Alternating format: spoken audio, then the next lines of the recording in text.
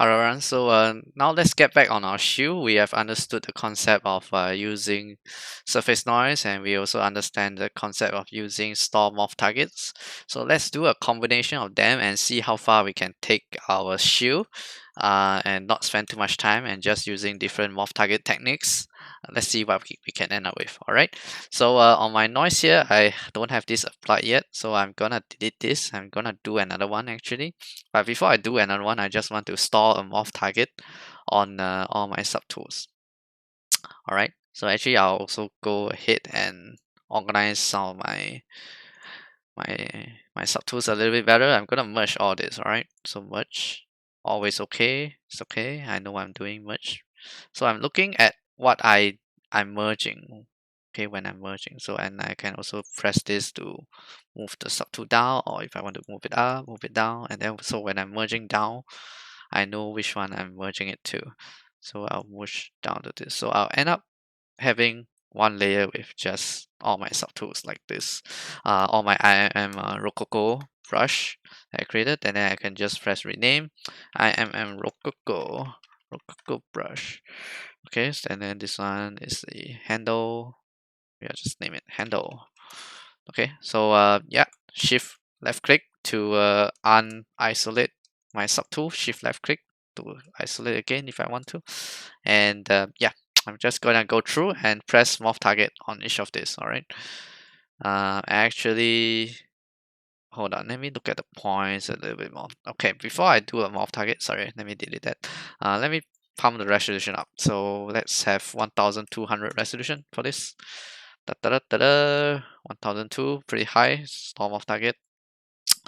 And this one in the corner is actually, why is it so high? It's 1007. So let's say it's just 1002 as well. Oh, sorry, what am I doing? 1002 on and off. Shift to move it a little bit. Actually that's fine. I'll leave it at 1002. I wouldn't actually remesh that. So actually I'm okay with that. The only thing I changed is actually the first one, which I make the Dynamesh resolution higher at 1002 because I think the texture is being applied and the alpha looks better here.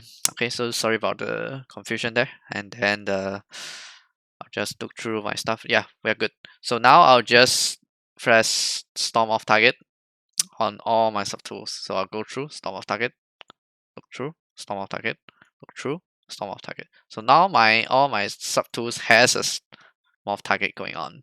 So all of these tools have a save point. They have a save state here. And I can use my morph brush later after I created a surface noise to them. Okay, so it's a good way for me to create a, surface noise all over the place, and then I can just use my morph brush to morph back to the current state now. So I think that's really cool. I'm gonna do it right now. So I'll go down to my surface noise, go ahead and open that up, open up noise plug. I'm gonna apply scales to this, and it's gonna look better. First thing to do, always color blend 0, mix spacing noise 0, noise plug strength goes up for me to see. And then plugin scale, you may think that, oh, why is the scale so funny? But just have some patience, bring it down more. Then we start to see it coming together, you see? So this is actually the right size for this. It's really small. So I believe my the size of my shield this time is really small. That's why all the numbers have to be really small as well. But you'll find the right size, all right? So just keep going down, and then you'll be able to get there. So apply it. It still looks a bit funny. 0.0, 0.1. All right, so I'm happy with that. I think, yeah. So that is going to be okay for me, and I'm gonna press apply to mesh. So it's looking pretty good, except my strength is way too high. So let's put it at 0.1, and I press apply again. Yeah, there we go. So something subtle, and then I only need to deal with the things on the side. So on the side, I'll just use my morph brush, and intensity higher, please. Intensity higher. There we go. So I'm just gonna go in and clean up all of this. My symmetry is on, so this will be really quick. And I can leave a little bit of this, but I think I'll feel better if I just get rid of all of them. If I want to, I can come back here and I can apply another texture or create other ornaments over here, but you can tell it's pretty successful. So I've cleaned up all of the edges. It cuts in a little bit, but I don't think it's too big of a problem. All right, so I'm still okay with that. And yeah, so we have successfully cleaned the edge. It's looking really good. And if I want to break up this symmetry a bit more, I'll bring down the intensity. So maybe a lower intensity of my symmetry, press X. Then I'll just go in and touch up some of this, like, so it doesn't look so filtery. So I don't want the same textile being applied all around, but I do like most of it. So it's going to be really subtle. So yeah, just some of this. Very, very subtle. Not even that much. Okay, so this is done for now. Okay, so next step, we can refer to our PDF. So let's go to our PDF. We are going to go to Lightbox, Surface Noise, and then Lightbox Noise Maker and choose one of this. So we are selecting the outer edge of the shield, applying noise number 5. It comes with an alpha scale, and then same thing, I'll set the mixed basic noise and the color blend to 0, and then I can just play around with the size. So this time I would also use switch button. Okay, I just want to show you the switch button here because it morph the details the opposite way, the other way around. So how it does is that before you want to morph it, so this is before you morph, right? So normally, like what I did just now, I'll go here and I'll morph this area, and then it reverts back to the safe state that we have before. So what switch does is you switch the whole thing up. So everything will go back to the original state. Everything will go back to original state. So by switching it up like this, now what your morph brush will do, it will just apply the morph brush that you apply, it will create the textures to come back. So it's switching up the way you bring back the textures, if that makes sense. Sorry. So alternate left click on my shoe, on the outer area of the shoe. I'm gonna create another surface noise here. Click on don't click here. Click on Lightbox Noise Makers. Go to the bottom left corner, noise 5, and I'm gonna use this noise 5. Double click, and we got it applied on the outer shield. Now we'll go edit the size because the size is too big. We can tell it's using an alpha shield, and we're gonna bring the strength up, mixed basic noise 0, color blend 0. All right. So by having that and bringing this alpha scale size down, we can really look at just a good size for this. So it's gonna look beautiful from here, and bring up the strength a little bit more because when it's applied, it will not look so obvious. Excuse me. So yeah, it looks pretty cool. So when we apply this, it will look a little bit more faded, but I think overall it's gonna look cool. Okay, so let me go ahead and apply this.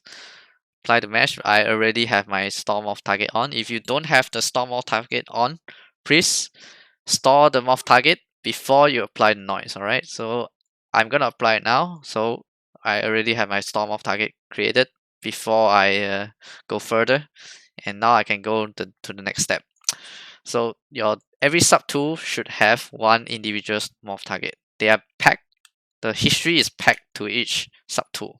So it's not like one store morph target for the whole scene. No, that's not how ZBrush works. ZBrush works, each subtool has its own history, each subtool has its own morph targets. Where was I? Okay, surface noise. Alright, so I already have morph target on. I'm gonna apply that. Apply. So nice. So it's really delicious, guys. I like the details a lot.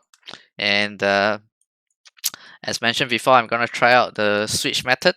So you already know the previous method. Like I can use the morph brush down, and then I can morph things back to its original state. So that's not exciting anymore. So I'm going to switch it up. I press switch, bam. All my textures are gone. Where have they gone? No, they are not gone. They are stored in the morph target. So now if I were to use my morph brush by pressing switch just now when I press the morph brush, I will bring back textures. So it's the other way around. So maybe what I want to do is what if I change the spray? Is that a good idea? I'm actually not sure that's a good idea. Maybe it's a dumb idea, but okay. Let me just use dots. But you get my point.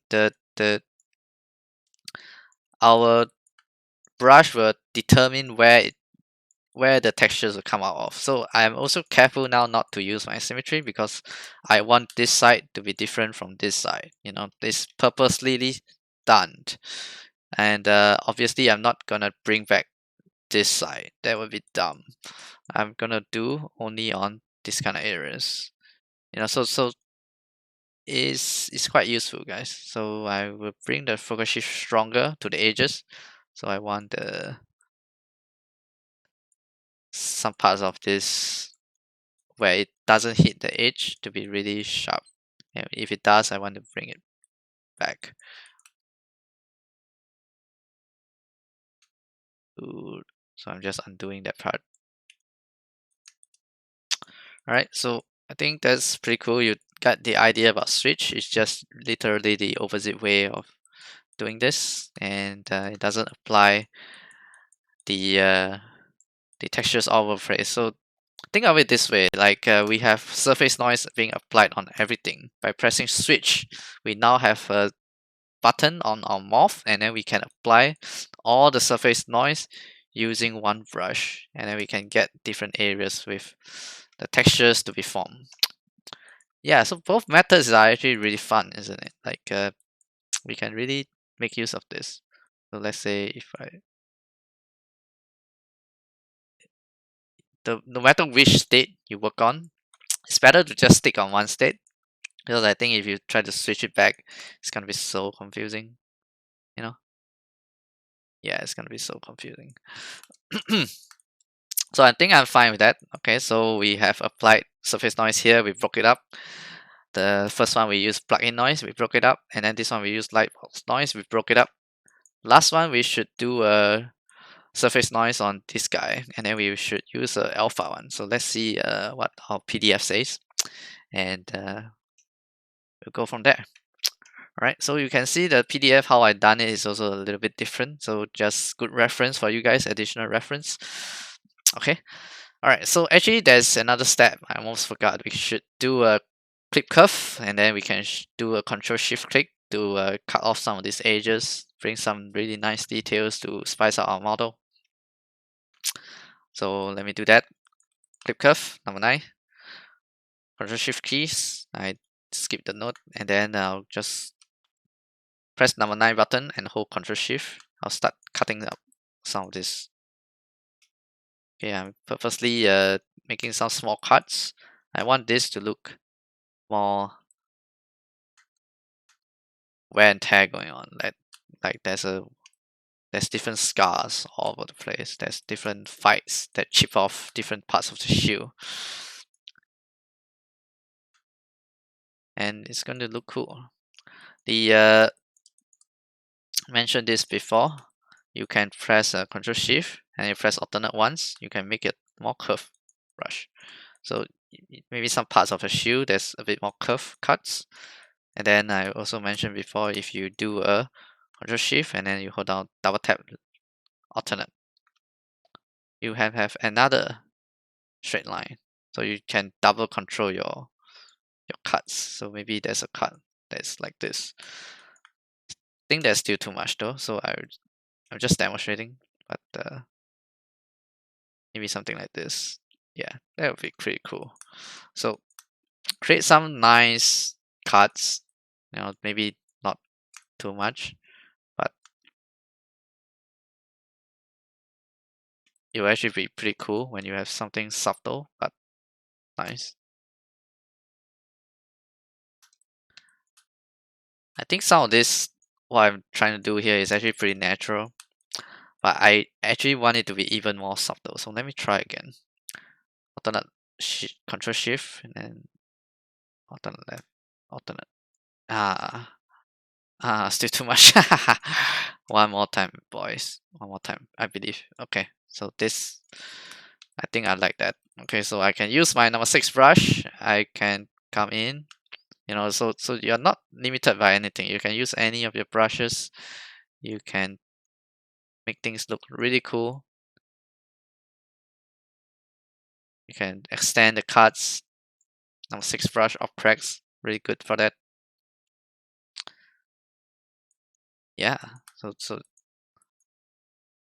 if you devote time to this, it's gonna look really good, guys. So make the intensity stronger, make the brush size smaller, let it cut in. Let it continue the cracks a little bit more. Just a little bit. Okay, on our main body, I'm gonna create one cut as well. So what I like to do is I'm gonna cut like this. Ding. Actually, what would make the most sense is you think of what happened in a fight, so maybe you can think of there's a sword that slash this direction, bam. And so what will happen is that there'll be a big crack here, and there's also gonna be a big crack here. So when you think of creating a model like this, and when you think of what happened in the actual battlefield, you make things even more realistic. So let me try to do that, see if I can do that.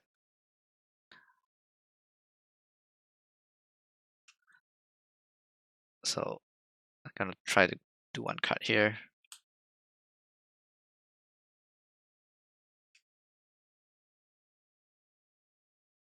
Okay, still not stunted enough, so I'm gonna cut here. Too much, guys. There we go, that's a good one. But not perfectly where I want it to be yet. I can stick with that. I like that. A little bit more of crack, and maybe I'll start using morph brush. So look at that, like I'm morphing areas of cracks that I don't like, and then I'm keeping some of these scars that I really like. So although I can't make it back to the scale texture, there's some limitations of which state of morph target I want to store to, but it's really versatile. Like if you use your states correctly, wow, just you will be able to do a lot of different things, don't you think? Gonna make it more subtle, too strong. A little more here. Right, so I think I spent a little bit more time on this video, so I'm gonna end it here. So I will teach you more about the alpha on the next video. Alright, so I think maybe I'll just end here. But you get the idea. Keep touching up on this, and it's gonna look pretty good, guys. Alright, see you on the next video. Bye bye.